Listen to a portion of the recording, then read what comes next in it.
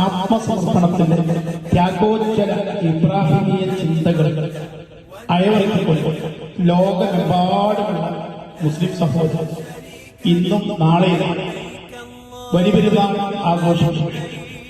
എല്ലാവർക്കും ഹൃദയത്തിന്റെ അടിത്തട്ടിൽ നിന്നുള്ള 1000 ബലിപെരുന്നാൾ ആശംസകൾ സന്തോഷങ്ങൾ സമർപ്പിക്കുമ്പോഴും പ്രവാസി റൂമുകളിൽ ഞങ്ങൾ ഉൾപ്പെടെ പല റൂമുകളിലും ആ ആഘോഷത്തിനിടയിലും ചെറിയ ദുഃഖം തടഞ്ഞിട്ടിരിക്കുകയാണ്. കഴിഞ്ഞ ദിവസം കുവൈറ്റിൽ പ്രവാസികൾക്കറിയാം, ഓരോ ആളുകളെയും അവരുടെ അവരുടെ താമസ സമുച്ചയം എല്ലാം ഫ്ലാറ്റ് ജീവിതമാണ്.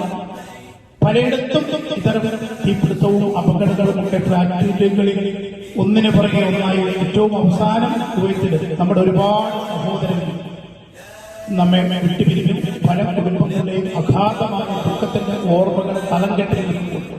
ഈ ആഘോഷ തീർപ്പിലും ഞങ്ങൾ പ്രവാസി സമൂഹം അതിന്റെ ദുഃഖത്തിൽ പങ്കുചേരുകയാണ്. ആ കുടുംബത്തോടുള്ള ഐക്യദാർഢ്യം ഓർമ്മപത്രം കൂട്ടത്തിൽ നേരത്തെ പറഞ്ഞ ത്യാഗത്തിന്റെ ഈ പറയുന്ന എല്ലാ സഹനത്തിന്റെ കൂടി സന്ദേശമാണ് ഇബ്രാഹിമിന്റെ ചിന്തകൾ നമ്മളെ നയിക്കുന്നത്.